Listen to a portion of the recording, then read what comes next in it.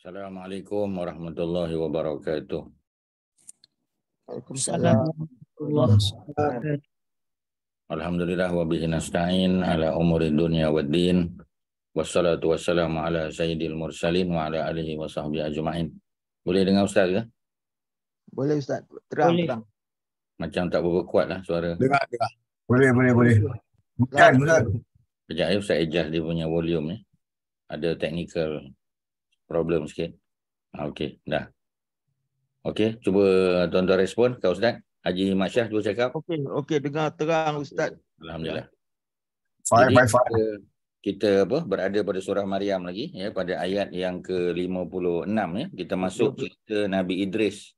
Hari ini Nabi Idris ya. Bismillah walhamdulillah wassalatu wassalamu ala Rasulillah wa ma taufiqi illa billah. Jadi kita telah selesai ya menceritakan sebelum ni Nabi Ismail ya. Kemudian kita ada cerita juga ya tentang nabi-nabi yang lain lah ya. Dan hari ini masuk 56 Nabi Idris ya. Jarang kita dengar cerita Nabi Idris ni. Dari segi susu galuh Nabi dan Rasul, Nabi Idris yang kedua selepas Nabi Adam. Ya, Nabi Adam banyak cerita tentang Adam, tapi Nabi Idris ni hampir ya kita kata tak ada dalam Quran ya, melainkan kita panggil ya, ada beberapa ayat lah ya yang menyebut tentang Nabi Idris ni. Tapi tak banyak ya. Antaranya memang inilah dia ya, surah Maryam ni. Jadi kalau kita boleh mula baca auzubillahi minasyaitonirrajim wazkur ya, Quran seperti mana tuan-tuan sedia maklum, dia dialog antara nabi dengan Allah. Dia dialog maknanya dua pihak ya, two parties ya. First party is Allah, yang kedua ialah ya Nabi Muhammad sallallahu alaihi wasallam. Allah bercakap, nabi dengar ya, dan nabi kena ambil action lah ya. Nabi kena take action. Nabi kena bagi tahu, kena sampaikan, nabi kena amalkan. Jadi Allah perintah Nabi, Allah kata, wahai Muhammad, wazkur, sebutlah, ceritakanlah tentang Nabi Idris fil kitab seperti mana yang Allah cerita dalam Alkitab. Alkitab di sini Al-Quran. Jadi Allah suruh Nabi Muhammad cerita tentang Nabi Idris. Ya. Tapi kata Ibnu Katsir, Nabi Idris ni bukan nama sebenar dia. Ya, nama sebenarnya bukan Idris. Nama sebenarnya Khanuh. Ya, K-H-A-N-U-K-H. Tuan-tuan boleh salin. K-H-A-N-U-K-H. Khanuh nama dia. Khanuh. Ya, kalau tuan-tuan mungkin boleh teka ya, Nabi Idris ni dia keturunan Nabi Adam, betul ya. Dia generasi yang keberapa? Dia berapa jauh daripada Nabi Adam tu, lebih kurang roughly berapa lama? Ya, Kak Zainab berapa? 700 tahun. Ya, dia generasi yang ketujuh. Maknanya Nabi Adam, anak Nabi Adam ada tak jadi nabi ya? Anak Nabi Adam ada jadi nabi, namanya Syis. Nabi Syis itu memang anak Nabi Adam ya, directly daripada Nabi Adam dan Sayyidatina Hawa. Ya, dikatakan Nabi Adam ya, ketika kita panggil dapat anak ya, ketika Sayyidatina Hawa isterinya melahirkan anak, anaknya kembar sentiasa. Ya, kembar ya, Qabil dengan adik dia, Habil dengan adik dia kembar ya, dan mereka boleh berkahwin secara bersilang. Ya, Qabil tak boleh kahwin dengan adik kembar, dia boleh kahwin dengan adik Habil.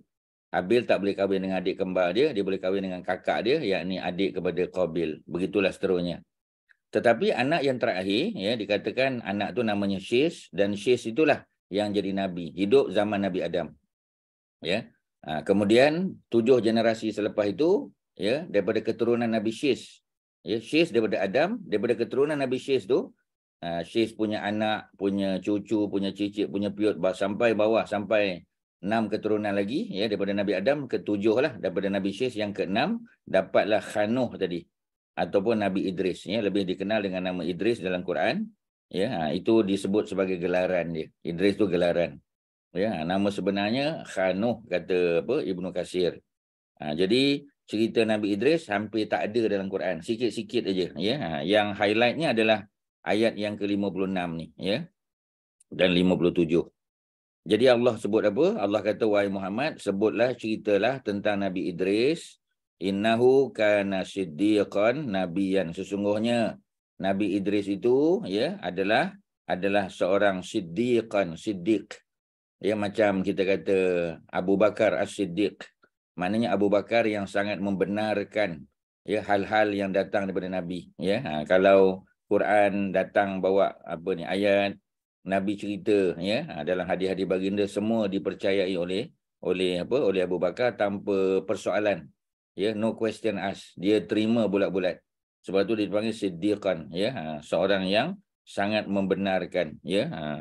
Dan ataupun dalam bahasa lain kita kata orang yang sangat mencintai kebenaran, ya, yang mencintai kebenaran, ya. Jadi kita ni kadang-kadang dalam hidup kita, ya, kadang-kadang kita berbelah bagi juga, ya. Ada masanya kadang-kadang bila kita dengar ada satu ustaz sebut macam ni, ada ustaz lain sebut macam tu, kita dah goyang, ya. Kita tahu dah bahawasanya Nabi ni, ya, adalah sumber hukum, ya, selain daripada Allah Subhanahu Wa Taala dengan Quran, Nabi lah sumber hukum kita. Mana kalau Nabi buat, kita buatlah. Nabi tak buat, kita tak buat. Senang cerita, ya. Jadi contohnya apa, ya? Contoh kita kata sembahyang duha. Sembahyang duha ni alhamdulillah orang Melayu ni dah ramai buatlah. Ya, tuan-tuan dan perempuan pun tak yakin tuan-tuan sentiasa buat sembahyang duha. Walaupun dalam musafir kena buat, ya. Sembahyang duha tak ada kecuali.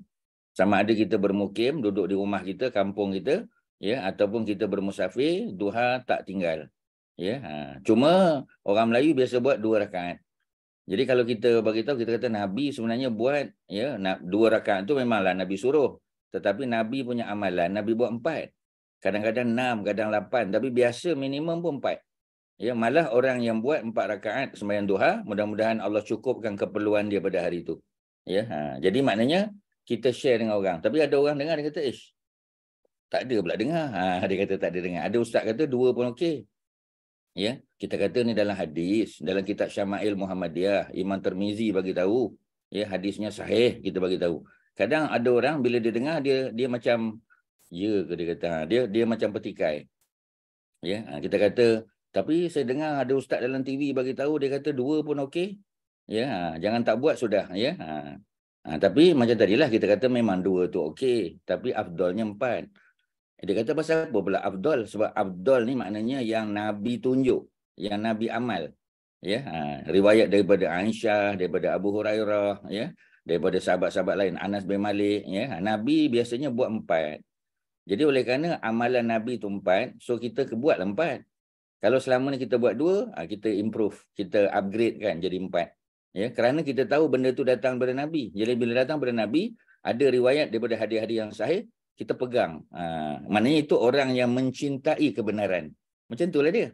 Ya, tapi kalau kita macam petikai, ya, kita kata ya ke, ya, tak ada pula dengar, tak ada pula ustaz dalam TV, dalam radio bagi tahu, dalam surat khabar pun tak jumpa pun, ya. Jadi kadang-kadang ada orang macam tu. Dia baca dah lah tak banyak, ya. Kita ni baca kurang, ya. Dengar-dengar kuliah pun kurang, ya. Walaupun dah lebih kerap lah, ya. Tapi bila datang satu ilmu baru yang disokong oleh dalil-dalil yang sahih, kita tak mau terima, itu susah. Kita tak nak buat tu cerita lain, tapi kita kena terima. Kalau orang tanya kita bagi tahu. Ya, memang ada hadis Nabi memang buat 4, buat 6, buat 8, ya. Dalam musafir pun Nabi buat. Jadi kita kena berpegang pada kebenaran tadi sebab ada dalil dia. Ya, begitu juga, ya, kita kata apa lagi, ya, sembahyang ba'diyah maghrib contoh, ya. Ba'diyah maghrib, sembahyang ba'diyah maghrib 2 rakaat. 2 rakaat, ya. Jadi kita pun buat alhamdulillah, ya. Tapi bila kita dengar ada hadis daripada Ibnu Majah kata Nabi kalau sembahyang ba'diyah maghrib, lepas Fatihah rakaat pertama Nabi baca qul ya ayyuhal kafirun. Lepas rakaat kedua Nabi baca qul huwallahu ahad. Sama macam Nabi baca ketika qabliyah. Qabliyah makna sebelum. Qabliyah subuh. Qabliyah subuh qul ya qul hu, ya. Ba'diyah maghrib pun sama, qul ya qul hu. Bila kita dengar dalil tu, kita pun kata, oh ya ke, saya tak tahu selama ni ustaz. Sekarang dah tahu kan? Kita buat. Ya, macam itulah tuan-tuan. Sebab kita mencintai kebenaran. Itu orang yang dipanggil siddiq. Siddiq ataupun siddiqan. Ya. Kemudian, ya, disebut nabiyan. Nabiyan maknanya seorang nabi. Ya. Sebab apa disebut nabiyan tu di belakang? Pasal apa tak sepatutnya nabi dan siddiq? Patutnya nabi yang siddiqan. Ya, pasal apa disebut nabiyan di hujung apa, Datuk Osman? Pasal apa nabiyan kat ujung? Pasal apa bukan? Ya? Nak jaga rima dia. Ya, bahasa Arab panggil qafiyah. Tuan-tuan boleh salin. Qafiyah. Qaf alif. Qaf alif. Fa, ya, tak marbutah. Qafiyah. Apa makna qafiyah? Rhyme. Ya, rima dia. Ya, kerana di atas itu mardiyah. Sebelum tu rasulan nabiyan. Ayat 54. Pasal apa tak sebut nabiyan dulu? Ya, nak bagi rhyme dia sama. Harun nabiya. Ya, rasulan nabiyan. Ya, rabbihi mardiyan. Ya. Kemudian siddiqan nabiyan. Nak jaga belakang tu. Ya. Kalau siddiqan dah tak kena dah. Ya, sebab dia bukan ya alif. Ya, bukan tak kena. Ya, tak sedap bunyi.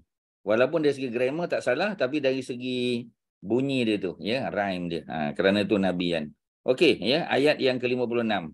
Ada pertanyaan tentang Nabi Idris? Kalau ada, silakan. Dia generasi ke-7 selepas Nabi Adam. Ya, kalau Syis anak keturunan Nabi Adam.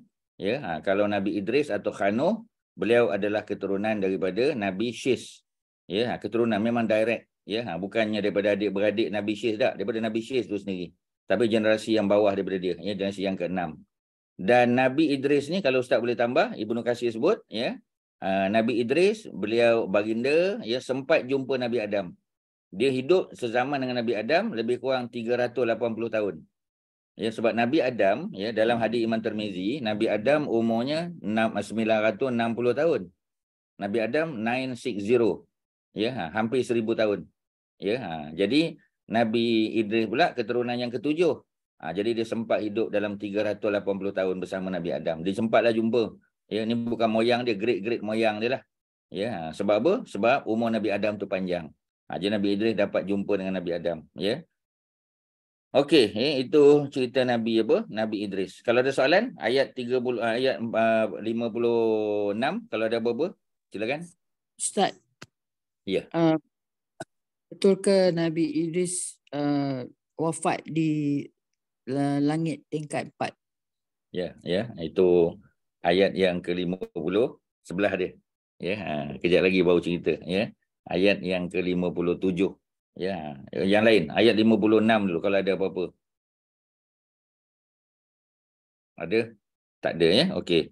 Kita pergi ayat 57, ya. Barulah cerita Nabi Nabi Idris ni Allah angkat, ya, angkat kepada kedudukan yang tinggi. Wa rafa'nahu, dan kami telah angkat, kata Allah, kami angkat Nabi Idris tu wa rafa'nahu. Tu Nabi Idris lah, ya, sebab dia male, ya, sebab dia masculine, sebab tu wa rafa'nahu. Kalau dia perempuan, wa rafa'naha. Jadi kami telah angkat dia, kata Allah, makanan kedudukan, kemartaban alian yang sangat tinggi. Ya, yang inilah yang dibincang oleh Ibnu Katsir lah. Ya, dalam kitab dia, kalau tuan-tuan ada kitab ensiklopedia sirah para nabi tu, ya, yang kita guna kelas Moses kan, ya. Kalau tuan-tuan ada kitab ni, ya. Kitab ni lah, ya. Kalau ada kitab ni yang kita belajar pada setiap pagi Rabu tu kan, ya. Jadi kita punya kitab tu tuan-tuan boleh buka bab Nabi Idris, ya, bukan sekarang lah. Ya, nanti boleh tengok, ya, boleh baca. Kita belum pernah buat lagi Nabi Idris. Ya, tapi antara nabi yang paling sedikit cerita dalam Quran dan cerita dalam kitab ensiklopedia tadi, ya, ataupun dalam bahasa Inggeris kita panggil Stories of the Prophet. Stories of the Prophet ni yang paling sikit perbincangannya lah Nabi Idris. Antara yang paling sikit Nabi Idris. Ya, dalam lebih kurang 3 muka, tak sampai 3 muka pun. Ya, 3 muka surat aja. Maknanya ringkas sangat. Ya, tak banyak tentang baginda. Jadi di situ disebut, ya, antara pendapat para ulama, ya, tafsiran mereka yang dimaksudkan Nabi Idris diangkat ni adalah diangkat ke langit yang keempat. Ya, memang betul. Ya, kita tahu bahawasanya ketika malam Mi'raj, Nabi naik ke langit ditemani oleh Jibril. Naik langit pertama jumpa Nabi Adam, langit kedua jumpa 2 seorang rasul, Nabi Yahya dan Nabi Isa. Langit pertama Adam. Ya, tuan-tuan boleh buat 7 level, ya, 7 level. Level pertama Adam, level kedua Yahya dan Isa. Level ketiga Yusuf, level keempat Nabi Idris. Betul lah. Ya, itu dalam hadis Sahih Bukhari ada, dalam Sahih Muslim, riwayat oleh Jabir bin Abdullah, ya, sahabat Nabi daripada Madinah. Jabir bin Abdullah, beliau adalah orang yang ke-6 paling banyak meriwayatkan hadis. Tuan-tuan dah salin dah. Ya, yang nombor 6 paling banyak meriwayatkan hadis, ya. Abu Hurairah nombor 1. Ustaz ulang sekali lalu je. Sebab kita dah banyak kali sebut. Nombor 1 Abu Hurairah, nombor 2 ialah Abdullah bin Umar, anak Sayyidina Umar. Nombor 3 ialah siapa? Anas bin Malik. Ya, Anas pembantu Nabi. Nombor 4 isteri Nabi Aisyah binti Abi Bakar. Ya, nombor 5 Abdullah bin Abbas, nombor 6 Jabir bin Abdullah. Nombor 7 Abu Sa'id Al-Khudri, 7 dia. Boleh yang ulang sekali lagi, ya. Nombor 1 ialah Abu Hurairah. Nombor 2 ialah Abdullah bin Umar. Nombor 3 Anas bin Malik. Nombor 4 Aisyah. Nombor 5 ialah Abdullah bin Abbas, anak Sayyidina Abbas. Ya, sepupu Nabi kecil, ya. Nombor 6 Jabir bin Abdullah yang riwayat hadis Isra Mi'raj ni. Dan kemudian satu lagi, ya, ialah apa? Anas bin Malik pun dia riwayat. Yang ketujuh Abu Sa'id Al-Khudri, ya. Daripada 7 orang ni, ya, apa ni, Abu Hurairah orang Yaman, ya, Abdullah bin Umar Mekah, Anas bin Malik, ya, orang Madinah, Aisyah orang Mekah, Abdullah bin Abbas, ya, Mekah. Ada 3 Mekah, ya. Kemudian ada Jabir Madinah dan juga Abu Sa'id Al-Khudri Madinah juga. Ada 3 Mekah, 3 Madinah, 1 Yaman. Ya, 7 yang paling banyak meriwayat hadis. Kalau kita baca Bulughul Maram, inilah 7 nama yang selalu disebut-sebut diulang-ulang. Jadi dalam peristiwa Mi'raj, Nabi naik ke langit dan memang di langit yang keempat Nabi bertemu dengan Nabi Idris, ya. Tapi pasal apa pula, ya, Nabi Idris yang disebut kami angkat baginda, ya, ke tempat yang paling mulia, ya, ke tempat yang tinggi. Nabi Ibrahim pun diangkat juga, ya. Nabi Ibrahim langit ke-7, Nabi Musa langit ke-6, ya, Nabi Harun langit ke-5, ya, ada Nabi Yahya, Nabi Isa, ya, Nabi Yusuf, Nabi Adam pun diangkat juga. Sebab apa? Sebab kata para ulama, ya, Nabi Idris diangkat ke langit seperti mana Nabi Muhammad sallallahu alaihi wasallam diangkat ketika masih hidup di dunia. Ya, nabi-nabi yang lain setelah wafat baru diangkat ke langit. Tetapi, ya, Nabi Idris dan Nabi Muhammad diangkat ke langit ketika masih hidup. Jadi Nabi Idris diangkat ke langit masa masih hidup dan dikatakan wafat di langit, ya, langit yang keempat. Sebab itu kalau kita pergi mana-mana tempat dalam dunia ni tak pernah jumpa orang kata kubur Nabi Idris, tak pernah jumpa. Ya, sebab apa? Sebab Nabi Idris memang wafat di langit. Itu yang disebut oleh Ibnu Katsir dalam tafsir dia. Macam Nabi Ibrahim sebagai contoh, ya, kuburnya di Hebron, di Al-Khalil dekat Palestin. Ya, ada kubur dia walaupun, ya, kubur tu di bawah lah, di bawah tanah. Ya, sebab kampung lama dia bawah tanah tu. Jadi kita kata Nabi Yusuf, ya, pun di bawah tanah juga. Nabi Muhammad sallallahu alaihi wasallam di Mekah, ya. Nabi di Madinah contoh. Ya, nabi-nabi lain kebanyakannya ada dia punya kubur dia walaupun sebahagian tu kita tak pasti. Ya, para ulama kata yang confirm Nabi Muhammad. Ya, yang confirm ni Nabi Ibrahim, Nabi Yusuf, Nabi Ishaq. Ya, tapi yang lain-lain tu dikatakan saja, ya. Tetapi ada kuburnya di bumi. Tapi Nabi Idris tak ada. Ya, sebab itu dibezakan Nabi Idris daripada nabi-nabi lain kerana diangkat ke langit waktu masih hidup macam Nabi Muhammad sallallahu alaihi wasallam, tetapi ketika diwafatkan di langit yang keempat. Sebab itulah ada beza. Ya, Allah sebut secara jelas, kami telah angkat baginda ke tempat yang tinggi, tempat atau martabat yang tinggi. Ya, orang lain tak ada yang meninggal di langit. Ya, kita kata Nabi Isa masih hidup. Ya, tetapi belum wafat. Wafat nanti dikebumikan di mana? Di Madinah Al-Munawwarah. Ya, jadi maknanya Nabi Idris special. Ya, dan dia dikatakan nabi pertama yang boleh menulis dan membaca. Ya, yang mengasaskan beberapa ilmu pengetahuan termasuklah ilmu yang berkaitan dengan tafsiran berkaitan dengan suhuf. Masa tu tak ada kitab lagi, ya, suhuf. Jadi betul lah, ya. Tadi Kak Zainab tanya, ya, itu yang disebut oleh Ibnu Katsir dalam ensiklopedia sirah para nabi dan rasul. Selesai. Ada soalan, silakan tuan-tuan, ya. Sebab lepas ni tak ada dah cerita tentang dia. Kita orang lain pula. Ya, ada apa-apa? Silakan. Ada apa? Datuk Azizul ada apa? Kak Mas, ya. Kak Noraini ada apa? Kalau ada, silakan. Ustaz, ilmu yang Nabi Idris dapat ni semua dia belajar dari Nabi Adam lah Ustaz, ya? Daripada atas dia lah, ya. Maknanya daripada Nabi Syis, ya, dan keturunan bawah dia lah. Ya, maknanya daripada apa, orang yang datang sebelum dia, ya. Dan pada zaman Nabi Idris belum ada penyembah berhala, belum. Ya, jadi Maknanya akidah umat manusia pada masa tu masih lagi cerah lagi lah. Ya, dia tak ada sembah berhala, tak ada patung, tak ada lagi. Ya, selepas Nabi Idris wafat, ya, antara Nabi Idris dengan Nabi Nuh tu baru ada penyembah berhala. Jadi zaman Nabi Idris tu tak banyak masalah. Ya, tak ada musyrikin, tak ada. Musyrikin, ya, orang yang menyembah berhala ni, wasani ni semua tak ada. Itu ya sesuatu yang sangat kita kata apa, kita panggil ya memudahkanlah ya, dakwah lebih mudah pada zaman tersebut. Bukan mana orang tak buat jahat. Zaman Nabi Adam pun ada pembunuhan, ada ya kita kata lepas tu ada pencuri, ya, ada orang yang apa ni dengki, khianat dan sebagainya tu ada, ya, tapi penyembah berhala tak ada. Masih lagi tauhid, ya. Itu yang kita kata memudahkanlah ya urusan dakwah pada masa tu. Okey, ya. Kalau ada apa-apa silakan. Ustaz, Ya. ada reason tak kenapa Nabi Idris diangkat ke langit keempat tu? Sebab kalau Nabi Muhammad, kita tahu dia Mi'raj tu ada reason. Dan Nabi Isa diangkat ke langit pun ada reason. So, Nabi Idris ada reason tak? There must be reason lah. Ya. Cuma sama ada reason tu diberitahu oleh Allah atau tidak tu je lah. Ya. Tapi maknanya dah tentu ada alasan. Ya. Kerana apa? Kerana cerita Nabi Idris tak banyak. Ya, jadi ya kalau Allah tak buat special dia ni, nanti orang kata Nabi Idris ni tak pernah dengar pun, apa keistimewaan dia. Paling kurang ada sesuatu yang membezakan Nabi Idris itu daripada Nabi lain. Diangkat ke langit, ya. Nabi Muhammad pun diangkat ke langit, tapi Nabi Muhammad tak wafat di langit. Ya, Nabi Idris diangkat ke langit dan wafat di sana.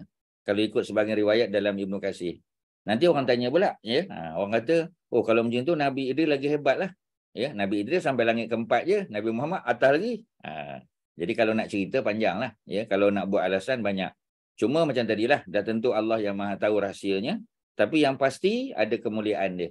Ya, sebab itu Allah sebut wa rafa'nahu makanan aliyan, ya, tempat kedudukan yang tinggi, yang bukan di bumi tapi di langit, tapi langit keempat. Adalah riwayat kata langit ke-6, ya, tapi tak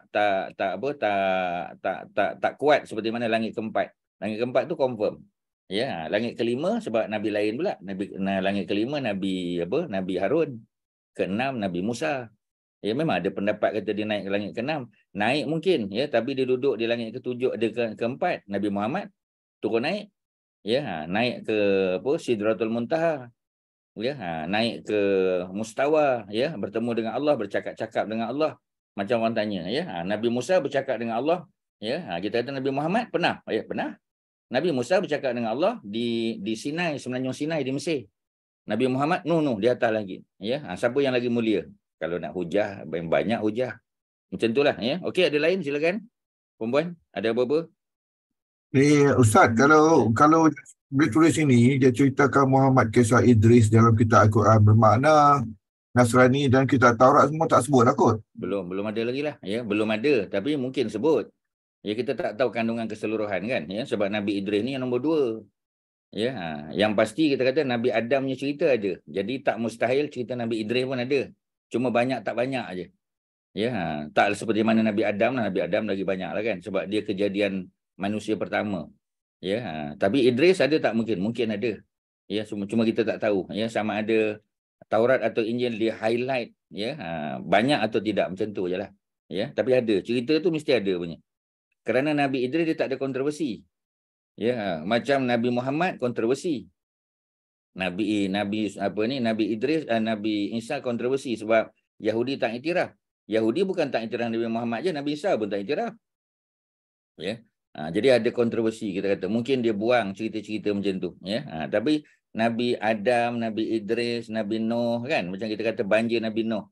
Orang Yahudi pun percaya, Nasrani pun percaya, orang Islam lagi percayalah. Macam tu, ya. Okey, ada lain? Silakan. Tak ada, terus pergi ke ayat yang ke 58. Ini panjang sikit tuan-tuan. Ada cerita Nabi Adam balik. Ya. Ulaika, mereka itu. Ya, mereka itu maknanya merujuk kepada nabi-nabi dan rasul yang telah disebut tadi. Rasul lah sebahagian besarnya. Jadi mereka itu adalah allazina an'amallahu alaihim. Ya, seperti mana kita baca Al-Fatihah. Siratal ladzina an'amta alaihim. Ya, jalan ya orang-orang yang engkau telah beri nikmat Jadi yang diberi nikmat oleh Allah ni asalnya adalah golongan nabi lah. Ya, allazina, orang-orang yang an'amallah, Allah telah beri nikmat alaihim, ke atas mereka. Ya, hu ade minan nabiin, daripada kalangan nabi-nabi. Nabiin tu plural dia. Kalau nabi seorang, anbiya ramai, ya, nabiin pun boleh juga. Ya, cuma macam itulah dalam bahasa Arab ni plural dia kadang-kadang dalam bentuk masculine plural. Nabiyin tu masculine plural. Kadang-kadang anbiya dalam bentuk apa kita panggil broken plural. Dua-dua boleh. Sebab Arabik ni ada 3 plural kan, kita dah tahu. Yang pertama masculine plural, macam ni, an-nabiyin, ada ya nun kat belakang. Kadang-kadang dia feminine plural, ada huruf alif dengan ta di hujung dia, ya. Ataupun dalam bentuk broken plural. Broken tu yang susah sikitlah. Sebab broken ni dia macam tak ada pattern. Ya, pattern dia tu rare sikit, ya. Kalau macam masculine dengan feminin tu senang. Tapi kalau broken, nama pun broken, tuan-tuan, ya. Memang dia sikit susah, ya. Tapi ada kamus dia, ada dictionary, ya. Kita boleh tengok. Dan kadang-kadang Allah guna dalam bentuk apa ni masculine plural, kadang-kadang dalam bentuk broken, ya. Jadi bergantunglah, ya, kepada kesesuaian. Jadi siapa yang diberi nikmat? Allah telah beri nikmat pada nabi-nabi, ya. Dan nabi-nabi itu min zurriyati Adam. Bukan kebanyakan, semua mereka daripada keturunan Nabi Adam. Betul lah, ya, sebab memang Adam tu permulaan manusia. Ya. Wa mimman hamalna. Selepas Nabi Adam, ya, termasuklah kita kata Nabi Syis, Nabi Idris, ya, wa mimman hamalna, dan sebahagian daripada orang yang kami telah bawa mereka, kami telah angkut mereka. Ya, maknanya di atas kapal ma'a Nuhin, bersama Nabi Nuh. Ya, sebab ini nak tunjuk cerita banjir, ya. Zaman Nabi Nuh dah ada kapal besar. Ya, dibawa binatang-binatang dalam bentuk berpasangan, dibawa apa kita panggil pokok-pokok, tumbuh-tumbuhan untuk ditanam semula. Ya, sebab lepas pada banjir, dunia kena mula balik. Ya, mula daripada zero, from scratch. Ya, from zero, kena tanam balik, kena ternak balik. Ya, kena buat rumah balik, habis semua. Semua hancur. Ya, Allah tak tinggalkan atas muka bumi. Walaupun satu rumah orang kafir tak ada. Kita kata rumah orang kafir yang tak ada, rumah orang beriman pun habis. Ya, sebab tu orang beriman naik atas kapal, ya, kerana banjir yang bersifat masif.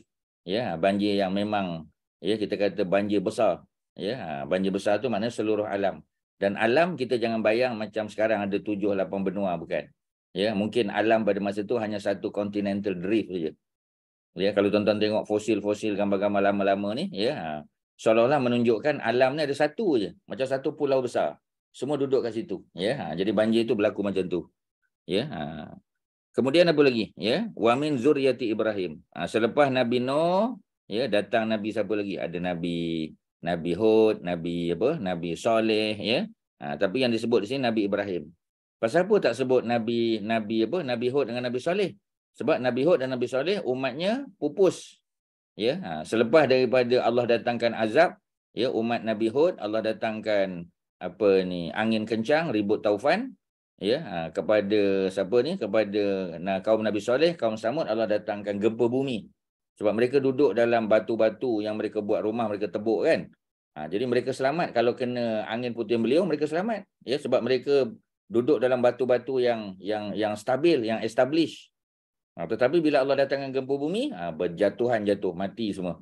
Jadi habis, ya, umat mereka habis, selesai. Yang hidup hanya Nabi dan anak-anak dia yang beriman. Setelah mereka wafat, habis dah. Keturunan Nabi Hud tak ada. Keturunan Nabi Saleh tak ada.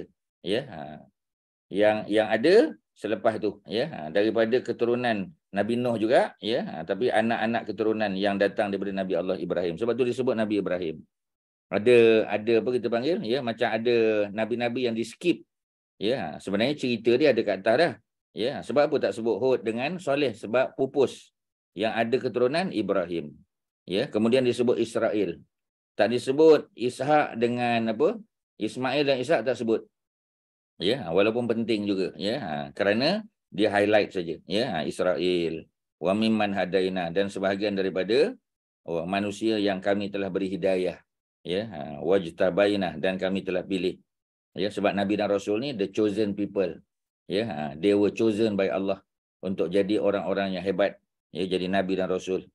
Kemudian masuklah ayat sajadah. Ya, salah satu ayat sajadah ialah dalam surah Maryam ayat 80, ayat 58. Ya, iza apabila tutla dibacakan alaihim ke atas mereka ayatur rahman, ayat-ayat yang datang daripada Ar-Rahman Allah, ya, kharru, mereka pun tersungkur sujud sujadan, dalam keadaan sujud, wa buki, ada menangis.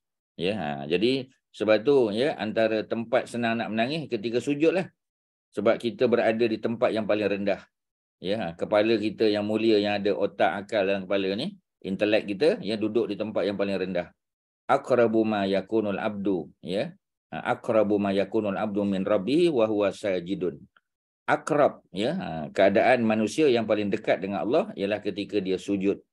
Ya, sebab dia meletakkan otak dia yang mulia tu duduk di tempat yang paling rendah.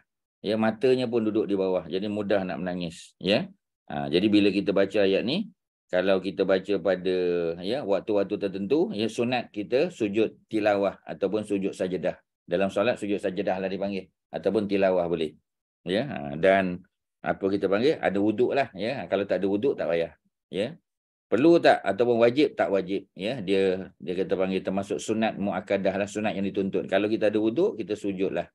Ya, sujud tak mesti mana sujud dalam sujud kena angkat takbir dulu apa semua, tak. Ya, sujud saja. Ya, Quran letak atas, ya, letak di tempat yang tinggi, kita pun sujud, kemudian kita bangun. Tak ada bagi salam ke apa, tak, sebab dia memang purely sujud tilawah, sujud saja. Tak ada didahului atau dimulai ataupun diakhiri dengan amalan-amalan lain, tak ada. Memang sujud saja. Okey, ya. Jadi kalau kita tengok dalam Quran ada bentuk apa ni sujud itulah, ya, ayat tilawah ataupun ayat sajadah. Ya, ada 14 atau 15 dalam Quran, ya. Okey, ya, selesai di situ. Apa ceritanya? Cerita Nabi Adam, semua manusia daripada keturunan Nabi Adam, ya. Kemudian disebut bersama Nabi Nuh yang selamat, ya, sebab lepas Nabi Adam, lepas Nabi Idris, ya, dah mula orang sembah berhala. Jadi yang kafir, yang ingkar pada perintah Allah, semua diwafatkan. Yang hidup hanya mimman hamalna ma'anuhin, ya, mereka yang bersama dengan Nabi Nuh dibawa, ya, di atas kapal, ya, yang selamat. Wa min zuriati Ibrahim, kemudian daripada keturunan Nabi Nuh tu ada Nabi Ibrahim pula, Rasul yang ke-6, ya, dan keturunan dia yang highlight dia ialah Israel lah. Sebab Israel Nabi Yaqub keturunan dia. Ya, ada 12 datang daripada Nabi Yaqub, 12 rasul daripada Nabi Yaqub. Masuk Nabi Yaqub 13, rasul semua 25 yang disebut nama dalam Quran. Ya. Jadi mereka ni semua diberi hidayah dan telah dipilih oleh Allah. Apabila dibacakan ke atas mereka ayat-ayat Rahman, ya, kharru sujjatan wa bukiyah. Jadi nabi-nabi dan rasul pun biasa sujud dalam keadaan menangis, ya. Jadi kita ikutlah sunnah atau kebiasaan Nabi-Nabi dan Rasul, termasuklah Nabi Muhammad SAW. Selesai. Ayat 58. Ada apa? Silakan. Tuan-tuan, ada apa-apa? Kalau ada. Ustaz, nak tanya, Nabi Ayub dan Nabi Zulkifli tu, dia tak termasuk dalam Bani Israel. Dia anak apa? Isu kira. Al-Aish. Al-Aish. Ain, ya. Ain. Al-Aish. Ain alif. Hamzah Shin, Aish. Dia abang Nabi Yaqub. Ya, jadi Yaqub ada dua beradik. Yang Yaqub tu Israel lah. Yang abang dia Al-Aish. Dua-dua tu anak kepada Nabi Ishaq lah. Nabi Ibrahim ada dua anak kan, Ismail, ya, yang duduk di Mekah, dan Ishaq masih di Palestin. Nabi Ishaq berkahwin dapat dua anak. Ya, Nabi Ishaq ada isteri, nama dia ialah, kita panggil dalam Injil kita panggil Rebecca. Ya, ataupun apa kita panggil, ya, apa ni, Rifqah nama dia dalam bahasa Arab. Rifqah dalam bahasa orang putih Rebecca. Ya, Rebecca tu dapat dua anak. Anak pertama Al-Aish. Daripada Al-Aish tu dapatlah Nabi Ayub dan Nabi Zulkifli. Ya, keturunan dia, bukan mana anak, ya, keturunan dia lah, mungkin cicit, ya, mungkin piut, ya, tapi keturunan daripada abang Nabi Yaqub tu. Daripada Yaqub sendiri, ya, from he himself ada 12 anak, termasuklah Nabi Yusuf, ya, Bunyamin, ya, apa ni, Syamun, Yahuda dan sebagainya, Lawi, ya, ada 12. Jadi Nabi Ayub dan juga Nabi Zulkifli, ya, mereka juga datang daripada keturunan Nabi Ishaq. Tapi bukan daripada Yaqub, daripada keturunan Al-Aish tadi, ya. Tu dia punya, maknanya masih ada hubungan lagi. Masih ada. Tapi dia tak masuk Bani Israel lah. Nabi Ayub tak termasuk, ya, Nabi Bani Israel. Ya, dan cerita Nabi Ayub ni banyaklah, ya. Kalau tuan-tuan pergi ke Shanli Urfa Turki pun ada, ya, kampung dia. Kalau pergi ke Iraq, Ustaz pergi ke Iraq baru-baru ni dalam perjalanan nak pergi ke Basrah pun ada kampung dia juga, ya. Yang mana satu mungkin semua tu kampung dia. Maknanya tempat yang dia pernah berdakwah. Sebab Nabi-Nabi dan Rasul dakwah banyak tempat. Ya, kita kata Nabi Ibrahim kan. Kalau orang tanya kita, Nabi Ibrahim ni di Palestin, betul lah. Tapi asalnya daripada Babylon. Ya, kemudian pergi ke Syria, kemudian pergi ke Palestin. Dia pernah ke Mesir, masa kemarau panjang, balik ke Palestin, kemudian bawa isteri dia Hajar dengan anak Ismail ke Mekah, dan dia selalu datang ke Mekah juga. Jadi maknanya banyak tempat. Dia bukan satu tempat saja. Ya, jadi mungkin, ya, bila dia pergi tempat tu, dia dah tentulah ada telaga, ya, sebab untuk hidup dia mesti ada air. Jadi tempat tu mesti ada telaga ataupun ada oasis, ada kolam, ya, ada kita panggil sumber air. Jadi menasabah lah. Jadi yang mana satu kampung dia yang betul-betul, wallahu alam, kita tak tahu. Ya, tapi yang pasti semua tempat yang dikatakan cerita Nabi Ayub tu ataupun Nabi Ibrahim tu, betul lah tu. Dia panggil makam. Makam makna tempat dia pernah duduk, dia pernah tinggal. Ya, macam kita kata makam Ibrahim. Bukan Nabi Ibrahim dikebumikan di situ. Kebumikan di Palestin tu. Ya, tapi dia pernah berada di situ, pernah membina Kaabah. Ya, dia berdiri di atas batu tu yang boleh bergerak ke atas dan ke bawah. Ya, batu datang daripada syurga. Ya, untuk memudahkan proses pembinaan semula Kaabah, pembinaan semula. Sebab Nabi Ibrahim bukan membina yang mula-mula, nama yang mula-mula Nabi Adam dan anaknya Nabi Syis. Okey, ada lain silakan tuan-tuan, ada apa? Kak Mariatun ada apa? Kak Mariatun? Tak ada Ustaz, minta maaf masuk lambat. Ya. Kita cerita tentang Nabi Idris hari ni, ya. Ya, okey Ustaz. Okey, ya. So kita dah masuk ayat 58 selesai, ya. Ini salah satu daripada ayat tilawah ataupun ayat sajadah, ya. Kemudian Allah cerita pula orang yang datang selepas mereka, ya. Mana yang datang selepas nabi-nabi dan rasul ni, ya. Selepas daripada keturunan Bani Israel tu, ya.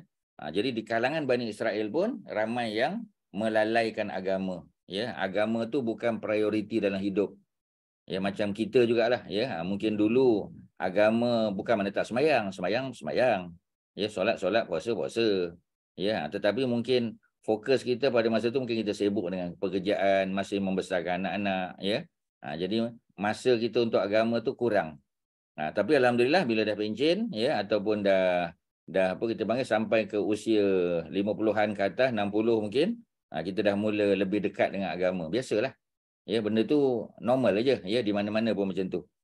Jadi dulu mungkin kita sedikit ada kurang dari segi agama tu, ya, kerana mungkin masa yang kita beri untuk belajar agama kurang.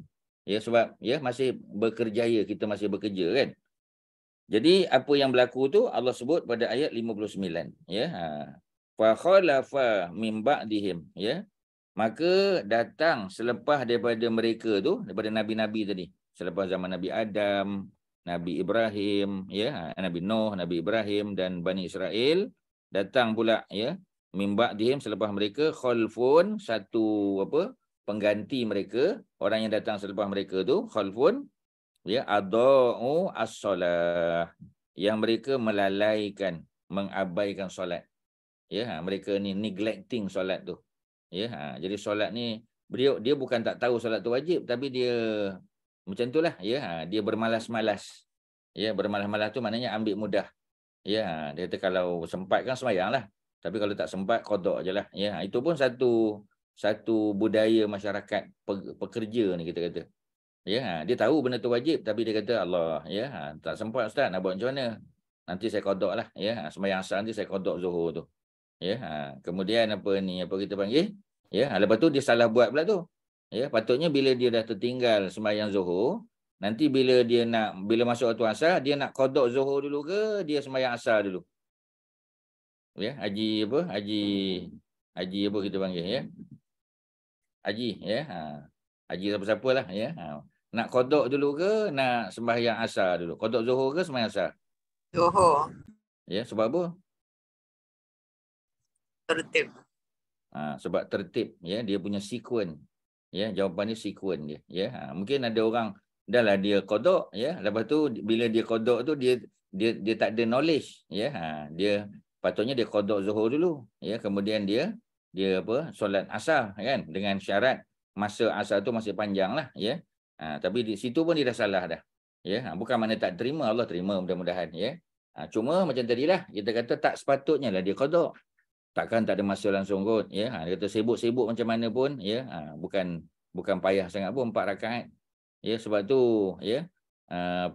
Zuhur ni waktunya muwassa' dipanggil, luas. Ya, kita kalau berjamaah, kalau ada jamaah boleh buat di awal waktu, orang perempuan boleh buat di awal waktulah. Ya, orang lelaki tunggu jamaah kalau ramai sikit. Ya, sebab tu kalau ustaz ada tazkirah, ya, Zuhur di pejabat contoh. Ya, daripada pukul 1 sampai pukul 2 atau 12.30 sampai 1.30. Ya, biasa 1 sampai 2 lebih senang lah, ya, sebab Zuhur tu in between 1 hingga 2. Kalau 12.30 sampai 1.30, kadang Zuhur kita 1.30, 1.29 tu kelang kabut. Ya, jadi lebih baik, ya, 1 hingga 2 tu lagi cantik lah. Ya, jadi macam biasalah bila mula tazkirah pukul 1, ya, biasa orang tak datang lagi sebab orang pergi makan. Ya, kita faham lah. Ya, jadi kita slow-slow. Dia kata tak apa Ustaz, 1.10 pun boleh mula. Sebab kalau pukul 1 Ustaz datang tak ada orang lagi. Ustaz biasa buat kerja, buka lampu. Ya, switch on the light.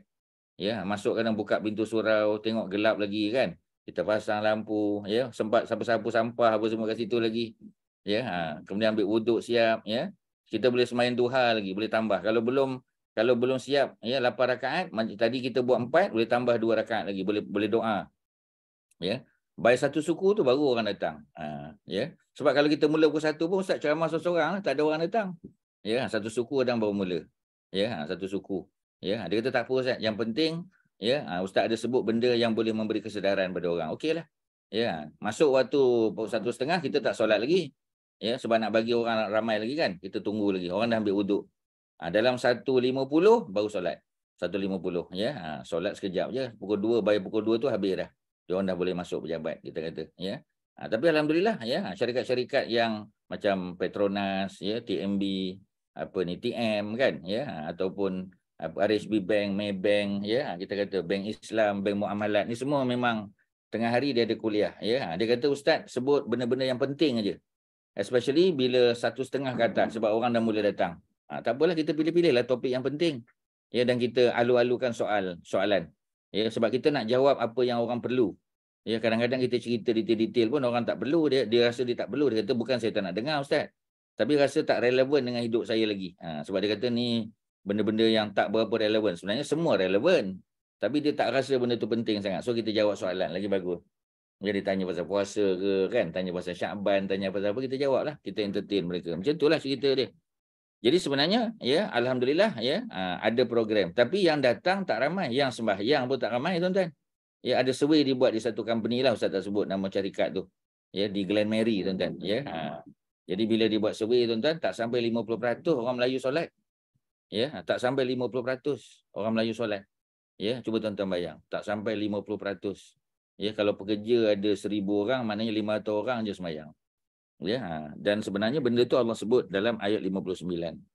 Selepas daripada generasi Nabi dan Rasul tadi, ya, khalfun, ada pengganti mereka yang datang selepas tu, ya, yang adha'us solah, yang mereka melalaikan solat, wattaba'u, dan mereka patuh kepada syahwat, kepada keinginan mereka, fasaufa, maka nanti yalqauna, mereka akan bertemu dengan ghayya maknanya kesesatan. Mereka akan sesat. Sebab orang tak sembahyang memang payahlah tuan-tuan. Kalau tak sembahyang ni, sebab sembahyang ni tiang agama. Ya. Perkataan ghayya ni tuan-tuan akan jumpa lepas tuan-tuan baca ayat kursi. Ya, ayatul kursi kan. Ya. Jadi lepas pada Allahu la ilaha illa huwal hayyul qayyum la ta'khudhuhu sinatun wa la naum kan. Bila dah habis ayat 255 tu ayatul kursi, tuan-tuan akan baca ayat 256. La ikraha fiddin. Tidak ada paksaan dalam agama, ya. Qad tabayyana rusydu minal ghayy, ada perkataan ghayy itu, ya. Jadi Allah telah menjelaskan mana yang petunjuk ar-rusydu dan mana yang ghayy. Ghayy itu kesesatan. Jadi memang tuan-tuan, orang yang tak sembahyang dia akan sesat. Ya, tak sembahyang dia akan sesat sebab sembahyang tu tiang agama. Ya, first question yang Allah akan tanya di akhirat besok soalan apa tuan-tuan? Solat. Dia akan tanya solat. Ya, walaupun yang lain tu penting, tiang agama juga, tapi first and foremost adalah solat. Apa-apa cerita pun solat. Ya, sebab tu kita hantar anak kita belajar overseas ke, pergi boarding school ke, pergi mana-mana pun tuan-tuan, kita kena ingatkan dia tentang solat. Bila kita call dia call kita, contohkan anak kita call. Ya, dia call, mama apa khabar, baik, sihat. Soalan pertama kita tanyalah, dah solat? Ya, dah solat tak? Ya, untuk ni, ya, dia call kita tengah hari contoh. Kita kata ni dah masuk Zuhur ni, dah solat ke? Ya, ataupun kita call dia hari Jumaat. Ya, kita tanya, ya, abang hari ni hari Jumaat, abang makan kat mana? Saja tanya dulu kan, ya. Ni tengah makan, ya. Tengah makan. Zuhur 1:30, ya. Pukul 1:20 dia tengah makan lagi. Oh, maknanya dia lalai tu tuan-tuan. Ya, kalau nak makan awal sikit. Ataupun lepas solat nanti baru bertapau ke makan ke macam mana. Kita kena ingatkan tentang solat. Sebab solat tu paling penting. Ya, walaupun dia pangkat besar tuan-tuan. Walaupun dia pegang jawatan CEO, Managing Director ke, yes, Senior Manager, GM sebagainya. Baguslah jawatan tu bagus tuan-tuan. Ya, memang bagus. Memang lumayan kita kata. Ya, tapi solat dia macam mana? Rugi tuan-tuan, ya. Dia board of director company, CEO dan sebagainya, tapi solatnya dia abaikan hujung-hujung. Ya, kita pun kadang hujung-hujung juga, ya. Tapi macam tadilah, kalau ada sebab, ya, mungkin tertidur ke ataupun terperangkap dalam jam ke apa kan, ya. Kita dah pusing-pusing, parking tak ada ke, tu cerita lain. Ya, tapi takkanlah all the time macam tu kan, ya. Jangan lalaikan solat tu. Kerana memang, ya, mereka ni disebut golongan yang melalaikan solat. Ikut hawa nafsu dia. Dan mereka akan bertemu dengan apa? Dengan kesesatan pasti tuan-tuan. Ya, itu dia punya peringatan ayat 59. Illa, melainkan mantaba, melainkan orang yang bertaubat. Ya, bertaubat. Wa amana, yang beriman, wa amila solihan. Maknanya bila bertaubat dia memperbaharui iman dia. Ya, dia maknanya dia tak nak ulang benda-benda dulu lagi. Dia dah lalai, dia taubat pada Allah Subhanahu Wa Taala dan dia apa, ya, dan dia ikut, ya, dia punya apa kita panggil, dia ikut dia punya apa ni, hawa nafsu dulu. Sekarang alhamdulillah, ya, dia dah berubah jadi lebih baik. Ya, paling kurang kita kata dia dah berubah jadi lebih baik. Itu dia punya apa kita panggil, tekad dia, ya. Kemudian dia beramal dengan amalan soleh. Ya, sebenarnya ayat ni menjadi sebab untuk sebahagian para ulama, ya, menyebut bahawasanya solat yang kita tinggal secara sengaja dia tak perlu qada tuan-tuan. Tuan-tuan jangan pelik pula dengar, ya. Dalam mazhab Syafi'i tak ada. Dalam mazhab Syafi'i kalau kita tinggal solat kita kena qada. Sama ada solat itu kita tinggal secara sengaja ataupun tertidur terlupa. Ya. Dalam sebahagian mazhab lain tuan-tuan, macam mazhab kita kata Imam Ahmad bin Hanbal, ya. Jadi para ulama dalam bidang hadis sebagai contoh, dia kata kalau kita sengaja tinggalkan solat, kita tak perlu qada. Qada tu kalau kita tertidur. Sebab dalam hadis sebut kan, ya, orang yang tertidur bila dia terjaga, ambil wuduk solat. Ataupun, ya, kita kata dia terlupa, memang lupa betul. Dilalaikan, ya. Ada back to back meeting sampai tengok jam, ya Allah, ya, dah terlepas waktu solat. Ya, tu cerita lain tuan-tuan, ya. Jadi dia qada kerana dia tidak sengaja meninggalkan solat. Tapi kalau dia sengaja, ya, cukup bagi dia bertaubat, minta ampun dengan Allah sungguh-sungguh. Ya, kemudian dia memperbaharui iman dia. Wa amila solihan, dan buat amal-amal soleh termasuk amal-amal sunat. Ya, jadi tak ada isu lah tuan-tuan, ya. Nanti orang tanya kita, ni saya ada banyak nak punya solat nak qada, ya, masuk Ramadan tarawih, boleh ke saya tarawih? Tarawih tu sunat. Ya, qada tu wajib, ya, macam mana? Ya, sebenarnya tak ada masalah tuan-tuan. Ya, qada lah, ya. Sebab tu kita dianjurkan qada tu sentiasa qada, ya. Dalam mazhab Syafi'i dia tak ada pilihan. Dia memang semua solat yang kita tinggal kena qada. Tapi dalam mazhab lain, ya, ada sedikit perbincangan yang berbeza. Jadi kalau tuan-tuan dengar ada ustaz bagi tahu, dia kata sembahyang yang sengaja tinggal tak qada, tuan-tuan jangan pelik pula. Ya, kerana apa? Kerana dia ada package ayat 60. Melainkan orang yang bertaubat, ya. Dia dulu meninggalkan solat sengaja. Sebab ayat dia tadi, ayat 59, adha'us solah. Mereka sengaja mengabaikan solat, sengaja. Ya, adha'u, bukan tertinggal. Kalau tertinggal tu kerana tertidur, ya. Dia tertinggal solat kerana dia tertidur, ya, terlalai dia, ya. Tetapi kalau dia sengaja, maka dia bertaubat. illa man taba wa amana, memperbaharui iman dia, wa amila solihan, dan memperbanyakkan amal soleh. Amal soleh sebahagiannya adalah dalam bentuk ibadah sunat. Ya, jadi maknanya tarawih buat, qabliyah ba'diyah, sembahyang duha, sembahyang malam sebagainya. Fa ulaika yadkhulunal jannah. Mereka itu adalah orang yang akan masuk ke dalam syurga, tuan-tuan.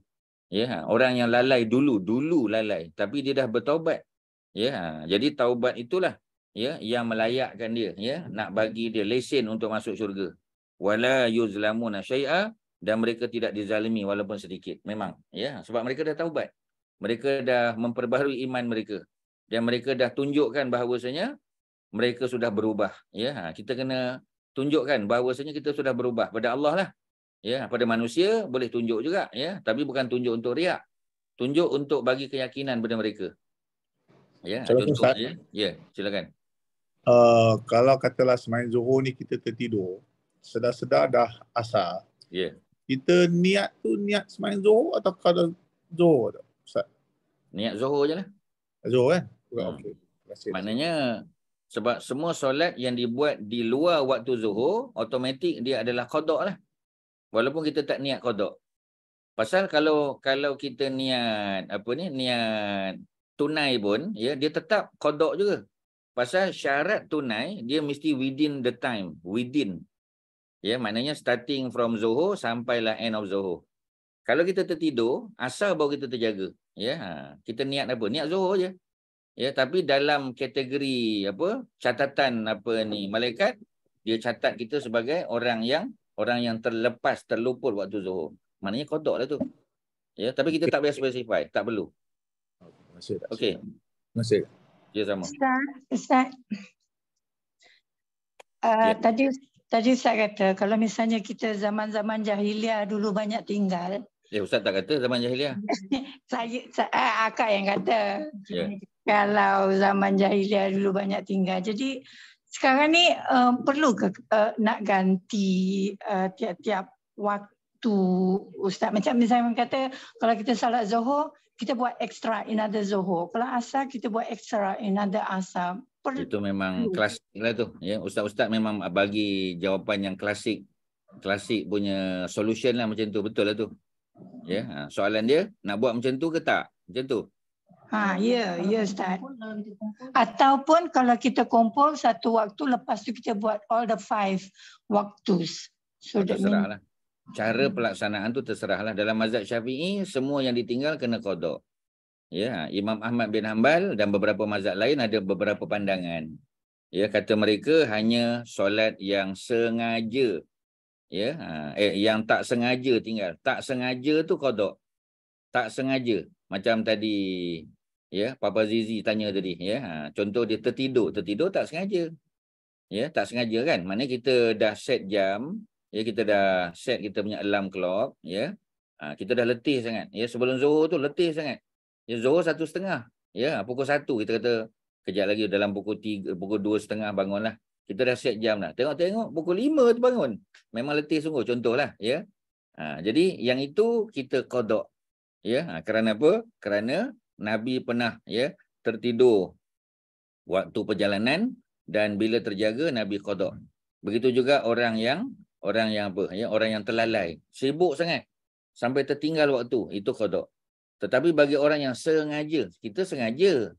Ya, sengaja kan sebab ada meeting kita tak sempat kot. Ya, sebab kalau sembahyang kan kejap lagi nak pergi turun surau lagi, nak ambil wuduk, buang air, nak tunggu lagi. Ya, kemudian naik lift balik. Ya, saya silap kita datang meeting tu dah mula dah. Ya, image tak bagus lah. Ya, sebab kita tak punctual. Tapi macam tadilah, ya. Adakah dia dianggap sebagai nak qada? Ya, kalau ikut pada ayat ni tak perlu. Tak perlulah, ya. Macam itulah, ya. Cuma di Malaysia sebab kita punya mazhab dominan tu Syafi'i. Jadi dah biasa kita dengar. Ya, memang kena qada. No matter what kena qada. Ya, dan cara qada yang tadi Kak Mariatun tanya, cara qada kan. Jadi cara qada macam mana? Nak buat immediately selepas solat fardu, ya, satu-satu ke, nak kumpul ke, terserahlah. Ya, the best that you can do lah. Ya, malah, ya, bagi orang yang qada dalam mazhab Syafi'i, kalau dia buat lepas asar pun boleh. Sebab lepas asar tidak ada solat sunat. Tapi lepas asar boleh tak buat solat qada? Jawapannya boleh. Cuma kalau kita buat di Di dalam masjid, di surau, di tempat terbuka nanti timbul fitnah. Nanti orang kata, mana ada solat sunat lepas kita bukan solat sunat, kita qada. Ya, jadi itu yang ya nanti orang akan timbul fitnah pula. Jadi buat kat rumah sudahlah. Buat di tempat yang tertutup.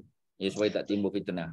Ya, macam itulah jawapan dia. Okey, Ustaz, tapi kita sebut tak perkataan qada dalam niat kita tu? Itulah Papa Zizi tanya tadi tu. The answer is the same. Kak Maria tu tak dengar tadi Papa Zizi tanya soalan. Dia punya soalan tu kalau kita tak sengaja kan, jadi kita tak payah sebut qada. Kalau kita tak sengaja. Kalau yang sengaja punya tu Ustaz. Kalau tak sebut agaknya ada damage apa-apa tak? Kalau tak sebut. I don't know, that's why I ask Ustaz. Ya, jawapannya simple aja. Dia terletak pada semua solat yang dibuat di luar waktu. Ustaz sebut tadi within time Ustaz sebut. Dia highlight. Ustaz biasa kalau bagi jawapan, Ustaz ada benda yang Ustaz highlight kan. As long as you do it within time, ya itu tunai. Tapi kalau kita buat after, beyond time apa? Beyond time tu automatik dia qada. Kalau tak sebut qada pun memang dia qada juga. Boleh faham tak Mak Tun? Ya, okay, now very clear. Thank you so much. Thank you. Tak perlu mention lah. Yang mention ni dalam buku-buku fiqh, ulama-ulama fiqh, tuan-tuan. Tuan-tuan jangan apa kita panggil jangan pelik lah, sebab dalam dunia agama ni dia ada dua mazhab. Bukan mazhab Syafi'i apa semua tu dah. Ya, mazhab ni maksudnya ada kecenderungan pada hadis, ada kecenderungan pada fiqh. Ya, kalau macam Imam Syafi'i dia gabung. Ya, kalau macam Imam Malik dia lebih hadis. Imam Ahmad bin Hanbal lebih hadis. Ya, Imam Abu Hanifah dia lebih fiqh. Ya, jadi macam itulah kecenderungan dalam dunia ni. Jadi ustaz-ustaz kat Malaysia ni pun sama. Ya, kalau kita tanya soalan, sebab tu kita kena tahu background ustaz tu. Ya, kalau kita tahu background dia fiqh, dia kebanyakan jawapan akan lebih pada fiqh. Ya, of course fiqh tu daripada Quran hadis lah, ya. Tapi macam tadilah. Ya, dia punya hadis mungkin kurang sebab belajar dalam dunia ni kita dah compartmentalize. Kalau dia fiqh aja. Kalau dia hadis saja, ya. Sebab tu Dr. Yusof Al-Qaradawi sebut kita kena gabung. Ya, tapi mana ada pelajar nak gabung? Pelajar nak gabung tak ada. Maksudnya kalau dia BA dia, Ustaz bagi tahu tuan-tuan ya. Ustaz tak perlu sebut tapi Ustaz bagi tahulah sebab tuan-tuan bukan dalam bidang agama kan, sebab tu Ustaz bagi guideline dia. Kat Malaysia ni kalau BA dia, bachelor dia fiqh, fiqh, master dia PhD dia fiqh juga. Kalau dia hadis, BA master PhD hadis. Jarang orang ya BA bahasa Arab, master apa kita panggil Quran, PhD hadis ataupun fiqh ke. Boleh kata boleh sebutlah berapa orang kat Malaysia ni macam tu. Ya, dia bidang dia dah fokus. Kalau fiqh aja. Jadi kalau tanya hadis, dia memang ada banyak handicap. Ya, kita tanya, dia kata tak pastilah. Tapi dalam fiqh, dia akan kata macam tu. Tuan-tuan bila dengar kuliah, tuan-tuan boleh dengar lah. Tuan-tuan boleh tahu. Ya. Jadi kalau nak yang lebih selamat tu pakai hadis lah. Sebab sumber fiqh tu hadis. Ya, Quran dia tak bagi details. The details dia datang daripada hadis Nabi. Ya, contoh Ustaz tanya ya. Ustaz bagi satu cara contoh ya. Macam kita semayang kan. Orang Melayu dia semayang, dia tak ada sutrah. Sutra tu maknanya sesuatu yang kita letak di depan kita, within kita punya sujud tu. Ya, jadi kalau ada orang nak lalu pun dia akan lalu beyond the sutra. Ya, kalau tidak kita kena tahan dia. Ya, sebab dia lalu depan kita. Ya, kita berdosa, dia pun berdosa. Jadi orang Melayu tak biasa pakai sutra. Dia kata tak pernah dengar pun Quran cerita. Memang Quran tak cerita. Yang cerita tu hadis. Ya, Nabi kata iza shalla ahadukum, bila seseorang tu solat, ya, maka apa kita panggil ya? Iza solat ahadukum falyusalli ila sutrah. Apabila seseorang tu sembahyang, maka hendaklah dia sembahyang menghadap ke sutrah tu, menghadap kiblat.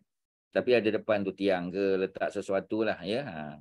Sejadah ke apa ke, supaya orang tahu itu kita punya area. Ya, jadi kalau dia nak melintas pun lintas depan sana. Dia tak lintas depan kita. Macam itulah. Jadi dalam hadis yang cerita tu.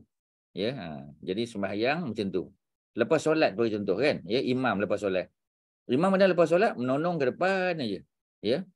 Pasal dalam fiqh dia tak belajar benda tu. Ya, dia tak cerita. Dalam hadis ada. Ya, sebab tu sahabat kata kami banyak kali kami tengok Nabi lepas solat, lepas istighfar, lepas la ilaha illallah wahdahu la syarikalah 10 kali, Nabi akan menghadap ke sebelah kiri. Nabi duduk pandang depan, Nabi akan menghadap sebelah kiri, menghadap ke rumah dia. Kalau dalam perjalanan kadang Nabi menghadap ke kanan, kadang-kadang Nabi menghadap kepada makmum, ya. Maknanya memang betul-betul directly pada makmum. Kadang-kadang sebelah kiri saja, kadang sebelah kanan. Jadi benda-benda ni dalam mana cerita? Dalam hadis yang cerita. Jadi kalau kita tak pergi detail hadis, kita hanya pakai fiqh-fiqh macam tu je, kita akan kata adalah ulama sebut. Ya, tapi siapa sebut? Pasal apa tak kata Nabi sebut? Jadi macam itulah tuan-tuan, ya. Sebab tu dekat Malaysia ni macam itulah, ya. Ada seorang ustaz datang dia cerita pasal fiqh. Ada orang datang bercerita pada hadis, ya. Jadi nampak bezalah. Ya, dia nak kena duduk tengah-tengah, menggabungkan antara fiqh dan hadis tu. Ya, macam Imam Syafi'i dia gabungkan. Ya, kalau Dr. Yusuf Qaradawi dia gabungkan. Macam itulah. Ya, personally, ya. Sebab tu ustaz pun personally buat macam tu. Ya. Mana kita jangan satu bidang tu terus macam tu. Fiqh, hadis, jangan. Ya, kita beza-bezakan. Ya, supaya kita dapat semualah. Ya, personally kalau ustaz lah, ya, kalau tuan-tuan mungkin tuan-tuan tahu, tapi kalau tuan-tuan tak tahu ustaz bagi tahu. Ustaz punya diploma Islamic Studies. Mula Islamic Studies. Degree bahasa Arab. Sebab nak bagi kuat bahasa Arab. Sebab kita orang Melayu. Bahasa Arab tak kuat. Jadi degree bahasa Arab. Master ustaz buat pengajian Quran. Kena buat lain lah. Ya. PhD ustaz buat hadis. Ya. Buat hadis sirah. Jadi maknanya banyak benda lah kita cover. Ya. Sebab kalau tidak, kalau kita satu bidang, satu je. Nampak tak cantik agama tu. Bukan kita tak boleh. Ya. Tapi tak banyak lah kita tengok dunia ni. Ya. Kita tengok kan. Macam-macam kita tengok. Ya. Kita tengok fiqh dia, kita tengok hadis. Ya, kita tengok kita panggil usul fiqh dia, bahasa Arab dia, macam itulah tuan-tuan, ya. Tapi dia ambil masa lama lah. Dia bertahun lah tuan-tuan. Jadi kita tua mengaji je lah. Tapi nak buat macam mana kan? Kita nak dapat semua memang macam itulah. Sebab agama ni dia tak boleh tuan-tuan. Tuan-tuan buat diploma ya 2 tahun ke apa, kemudian tuan-tuan dapat semua. Tak dapat tuan-tuan. Benda-benda tu bertahun lama ambil masa. Ya, pergi seminar, kita pergi buat research, kita pergi buat apa barulah dapat. Kalau tidak macam mana tuan-tuan? Ya, mengaji kena macam tu. Sebab tu tuan-tuan Ustaz dah sebut dah tuan-tuan, ya. Kalau ada cucu-cucu yang pandai-pandai itu kena macam tu. Kita sponsor dia sampai PhD, ya, biar dia belajar overseas, pergi tengok negara luar, ya, pergi tempat-tempat yang dia boleh dapat banyak knowledge, ya, dan dia balik dia boleh menyumbang pada masyarakat. Kalau tidak tak boleh tuan-tuan, ya. Jadi kalau macam Ustaz kena pergi sendirilah. Ya, macam Ustaz sebut kan, macam kita nak cerita tentang Ya'juj Ma'juj sebagai contoh, Zulkarnain contoh, Maryam kan, Isa. Jadi Ustaz kena pergi tempat tu. Siapa nak sponsor? Ustaz kena buat package lah. Tak apalah Ustaz boleh buat package. Bawa orang pergi, kita tengok tempat tu. Oh ya, Quran cakap macam ni. Baru kita tahu detail. Ya, orang duk sebut kan. Ya, orang kata Maryam, ya, cerita Maryam. Kita pergi tengok tempat. Ya, cerita apa kita panggil, ya. Dajjal contoh. Dalam hadis kita baca, ya, Nabi Isa akan bunuh Dajjal di satu tempat namanya Lut. Ya, Lut tu kat mana? Ustaz pergi tempat tu. Ya, Ustaz pergi Palestin, pergilah tempat tu dekat dengan Ben Gurion Airport. Ustaz pergi masuk kampung tu, pergi tengok sumber air dia kat mana. Ya, sebab kita nak tahu, kita kata macam ni tempat dia. Rupanya tak jauh daripada Baitul Maqdis, tak jauh sangat, dalam sejam lebih sikit, tak sampai sejam lebih lah, mungkin 1 jam lebih kurang. So kita pergi tempat tu, kita tengok. Ya, majoriti penduduk dia orang Yahudi dan orang Islam pun ada. Dan orang Yahudi dan Islam ni boleh duduk side by side. Ya, mereka boleh kita panggil coexist, tempat yang sama, tak bergaduh. Ya, tapi kalau yang di Baitul Maqdis dia bergaduh. Sebab apa? Ya, sebab mereka ni yang ortodok punya. Ya, ortodok yang ekstrim. Ya. Tapi kalau yang di Lut tu, ya, area tu okey je, tak bergaduh pun. Kita pergi dekat Tel Aviv sebagai contoh, kita tengok orang Yahudi liberal, hari Sabtu pun kerja, bawa kereta, ya, pasang lampu, ya, kedai-kedai buka. Mereka tak pegang pada ajaran Yahudi ke? Tak pegang. Ya, mereka tak peduli pun sebab mereka liberal. Macam itulah cerita dia, ya. Tapi kalau ustaz pasal ni, ustaz pergi, ustaz tengok. Pasal ustaz nak mengajar. Bila ustaz nak mengajar, ustaz kena tahulah. Ya, dan benda-benda tu universiti tak boleh bagi. So kena cari sendiri. Ya, tak apalah ustaz duduk dalam bidang travel, so ustaz bolehlah berjalan, ya, boleh tengok. Jadi siapa jamaah yang ikut, so dia dapatlah maklumat benda-benda yang macam itulah. Maksudnya macam itulah. Ya, orang tak buat, ya. Ustaz dan buatnya sebab kita yang belajar. Contoh macam The Great Bitter Lake kan, masa Egypt tu, ya. Pasal tak ada package yang buat. Ya, tapi ustaz yang packagekan benda tu. Ya, ustaz sebab personally ustaz nak pergi. Ya, sampai travel agent di Mesir tu, dia kata, why are you going to the Great Bitter Lake? Apa tujuan dia? Dia pun tak tahu cerita. Kita kata, kita ceritakan. Oh, dia kata, ya ke? Selama ni aku ingat dekat Laut Merah. So kita ceritakan pada dia. Dia pula, ya, orang Mesir tu, kita pula orang Melayu, ya, orang Melayu Jawa ni, kita pula pergi mengajar dia pula. Cuba tuan-tuan bayang. Ya, kalau Ustaz ketawa je lah. Tapi nak buat macam mana kan? Sebab dia bukan bidang dia. Ustaz memang mengaji bidang ni, mengaji hadis, mengaji sirah, kan, mengaji tafsir. So personally kita pergi, kita tengok sendiri tempat tu, ya. Sebab Allah suruh, ya, berjalanlah kamu di atas muka bumi, tengoklah apa yang Allah telah buat kepada orang yang mendustakan agama, ya, cerita orang beriman, kan. Jadi bila Ustaz mengajar tu, benda tu pasal Ustaz dah pergi personally, ya, dan pergi banyak kali, ya. Jadi macam itulah, itulah cara, ya, kalau Ustaz macam itulah. Because I have the the luxury of time and opportunity, ya, to go to those places yang ada kaitan dengan agama. Macam itulah untuk jawab soalan. So Ustaz tengok orang mazhab dekat negara-negara tersebut. Kita tengok dekat Morocco, kan, orang Maliki. Pergi ke Spain kebanyakannya Maliki, ya. Pergi ke Egypt sebagai contoh, ya, Hanafi, ya. India, Pakistan, kita tengok macam mana amalan-amalan dia. So kita tahulah, ya. So kalau kita cerita tu kita dah tahu dah, ya, the do's and the don't. Alhamdulillah benda-benda tu memperkayakan. Kalau Ustaz mengajar kat universiti tak cukup masa lah. Pasal kita sibuk dengan universiti, kan. Tapi kalau Ustaz tak duduk universiti, tak mengajar dekat college ke apa, ya, melainkan part time, ya, macam Ustaz buat sekarang, lagi senang. Sebab lagi banyak peluang Ustaz pergi tengok. Ya, dan Ustaz boleh cerita pada student Ustaz. Macam itulah cerita dia, tuan-tuan. Minta maaf lah Ustaz berceloteh lama lah, ya, tapi nak bagi tahu pada tuan-tuan tadi. Kecenderungan dalam dunia Islam, even ustaz-ustaz kat Malaysia, dua je. Sama ada dia hadis ataupun dia fiqh. Ya, dan jawapan dia akan berbeza. Ya, sebab fiqh lain orientation dia. Hadis lain orientation dia. Ya, yang lebih selamat kalau ustaz ialah digabungkan hadis dengan fiqh. Tapi tak ramai lah. Kat Malaysia ni tak ramai. Kalau dia hadis saja. Ya, kalau dia fiqh aja. So masa bila kita nak gabungkan tu, kena ada somebody yang buat benda tu. Jadi oleh kerana tak ramai orang nak buat, okey, ya. Ustaz buatlah. Ya, I do it myself. Ya, macam itulah, ya. Okey, Kak Mariam, panjanglah sikit jawapan dia, tapi macam itulah. Okey. Terima kasih Ustaz. Sama-sama. Ya, tuan-tuan ada apa-apa silakan. Sebelum kita sambung kalau ada. Ustaz. Ya. Saya nak tanya dari segi lafaz lafaz solat tu, kan. Bila Ustaz kata kita qada tu tak payah sebut qada, kan? Sebab dia auto je benda tu.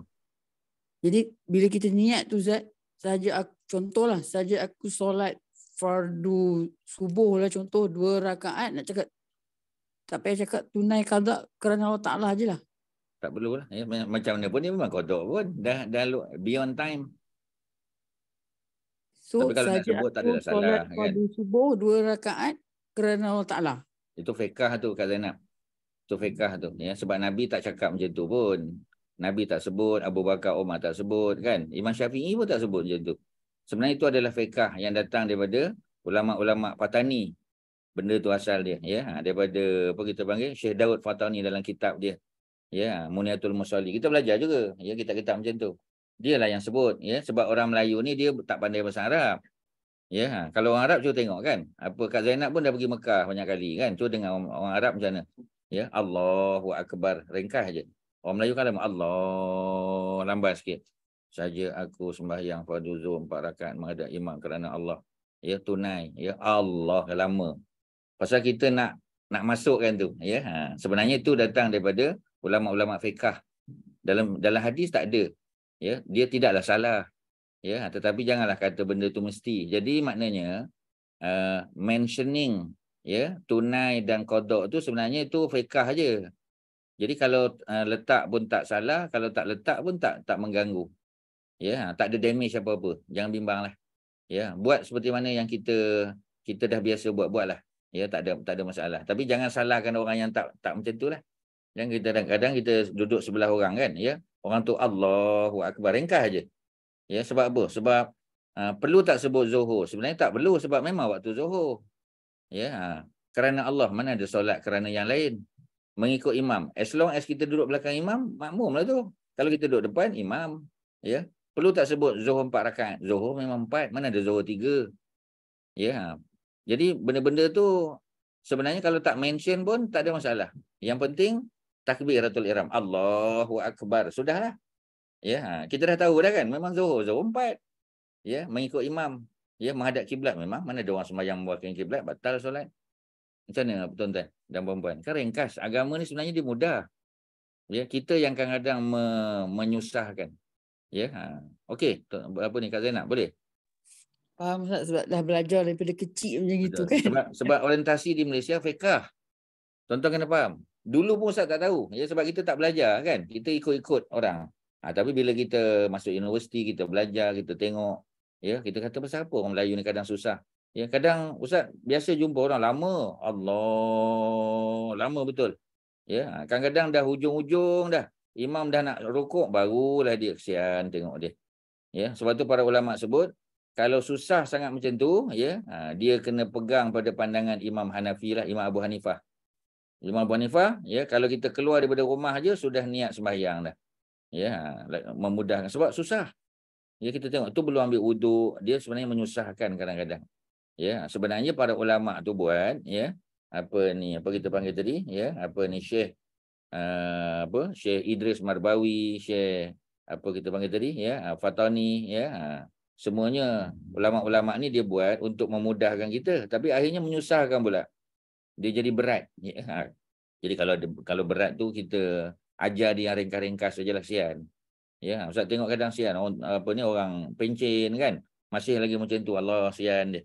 Jadi kita kalau boleh kita jumpa personally, kita cakap dengan dia. Tapi Ustaz okeylah kan, ya, sebab Ustaz ni Ustaz. Jadi bila kita cakap tu orang boleh dengar. Tapi kalau kita bukan Ustaz, orang Melayu dia susah sikit. Ya, tapi macam itulah cabaran dakwah. Ya, mana-mana yang kita boleh kita kita teruskan je lah. Okey tuan-tuan, panjanglah cerita tu, ya. Ada apa silakan. Ada apa-apa lagi sebelum kita sambung sikit satu ayat lagi, mudah-mudahan kita boleh habiskan. Tak ada, ya. Jadi macam tadilah, ya. Jadi dulu kita lalai solat. Ya, Ustaz ambil istilah yang Kak Mariatun sebut tadi. Ya, zaman jahiliah dia kata. Ustaz tak sebut, ya, Kak Mariatun yang sebut tu. Ya, jadi okey, ya, tak apa, dulu kita tak tahu. Ya, zaman-zaman kita sibuk dengan pekerjaan. Jadi yang dulu tu dululah, ya, let bygone be bygone. Yang lepas-lepas, ya. Dulu kita banyak ikut hawa nafsu, ya. Tetapi macam tadilah, sampai satu waktu kita sudah bertaubat, kita memperbaharui iman kita, ya, kita punya azam kita.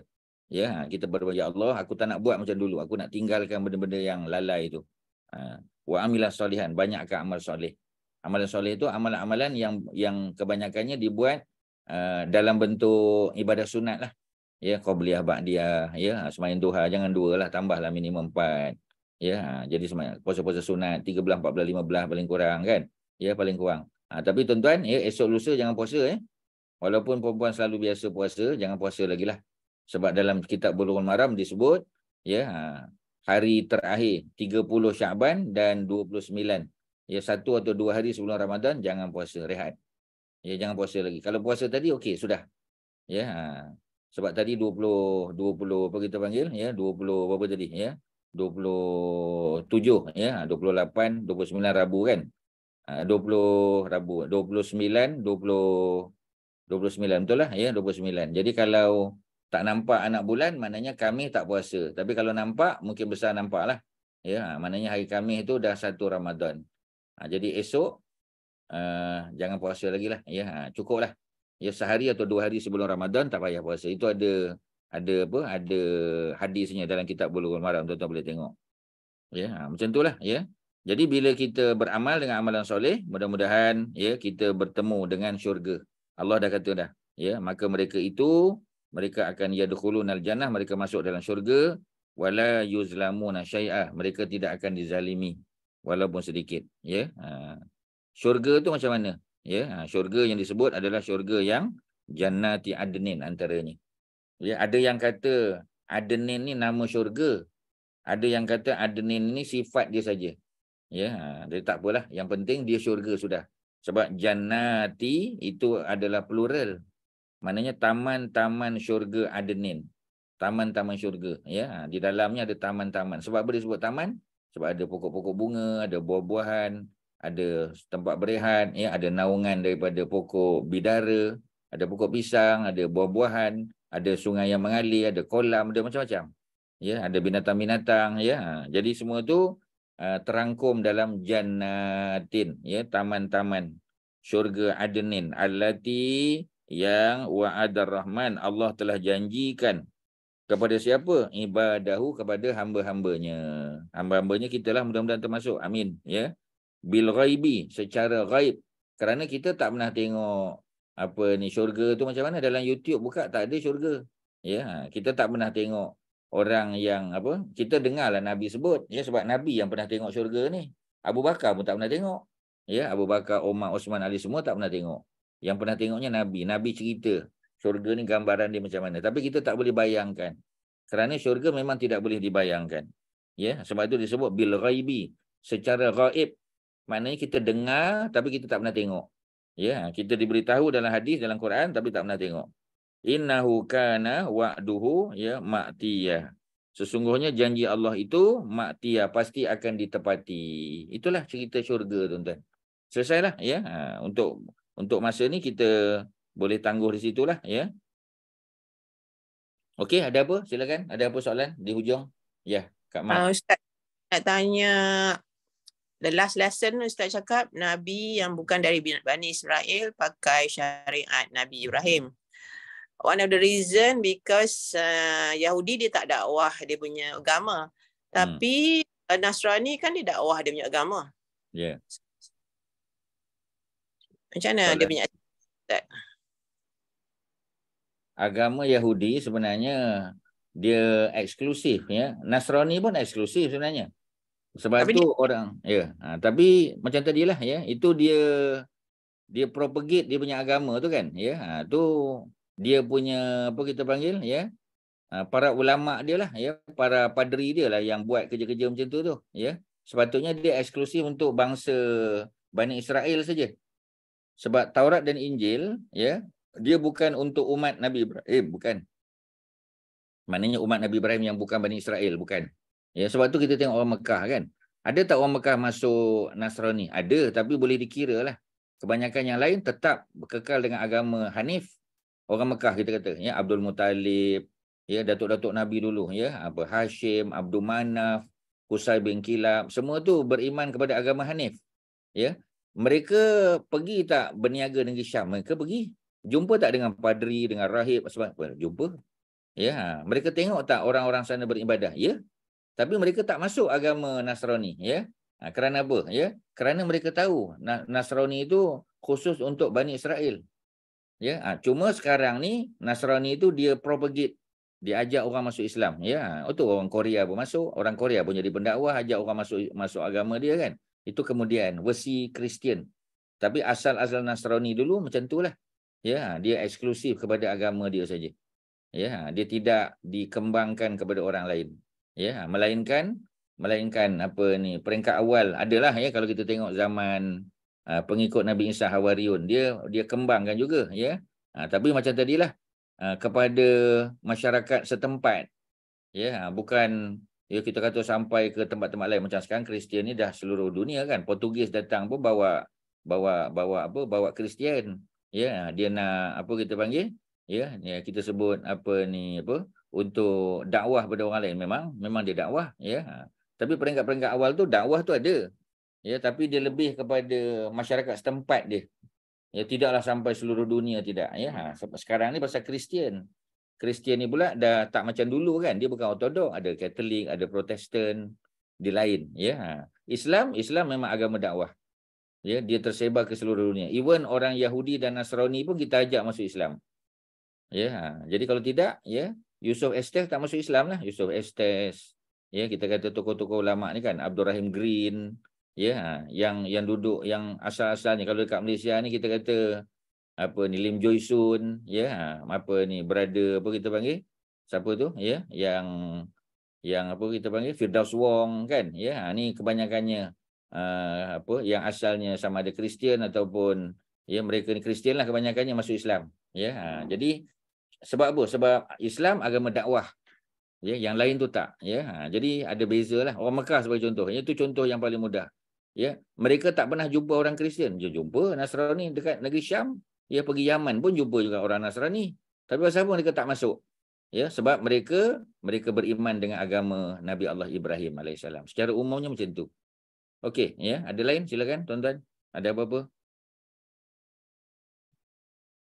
Okey, tak ada ya. Kita sampai pada ayat yang ke-61 tadi ya. InsyaAllah akan datang sambung 62 lah.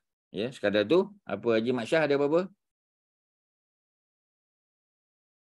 Tak apa Ustaz. Jadi oleh kerana today malam ni yang terakhir lah sebelum Ramadan dan sepanjang bulan Ramadan kita tak ada kelas. Jadi kita akan sambung balik dalam minggu 2 ke 3 Syawal nanti lah insyaAllah. Ya, insyaAllah. Yang lebih itu saya ucapkan selamat berpuasa lah kepada semua. Sama-sama tuan-tuan. Terima kasih Ustaz. Mudah-mudahan ya, mudah-mudahan amal kita diterima ya, dan Allah jumpakan kita dengan apa? Dengan Ramadan lah ya. Allahumma sallimna li Ramadan. Biasa ni ulama-ulama salaf doa Allahumma sallimna li Ramadan. Ya Allah ya, sejahterakan kami untuk bertemu Ramadan. Panjangkan umur kami, sihatkan kami bertemu dengan Ramadan. Wasallim Ramadan lana, dan sejahterakan Ramadan untuk menerima kami. Ya, biar kita bersedia untuk Ramadan, Ramadan pun sedia untuk terima kita. Watasallamhu, ya, dan ambillah Ramadan itu ya minna daripada kami mutaqabbalan, dalam keadaan yang Allah terima amalan kita insya-Allah. Amin ya Rabb. Ya. Jadi doa tu asalnya doa singular, Ustaz tukar jadi plural lah. Allahumma sallimna li Ramadan wa sallim Ramadan lana wa tasallamhu minna mutaqabbalan. Ya, jadi kalau tuan-tuan pergi ke ya banyak doa-doa tu dikongsilah banyak ya di doa dia doa untuk menyambut Ramadan insya-Allah ya. Kalau dah masuk Ramadan dah habislah ya, itu memang sebelum. Okey ya, mudah-mudahan ada manfaat. Wassallallahu ala sayyidina Muhammadin wa ala alihi wasahbihi wasallam. Alhamdulillahirabbil alamin. Assalamualaikum warahmatullahi wabarakatuh. Salam, jazakallah. Terima kasih semua. Terima kasih.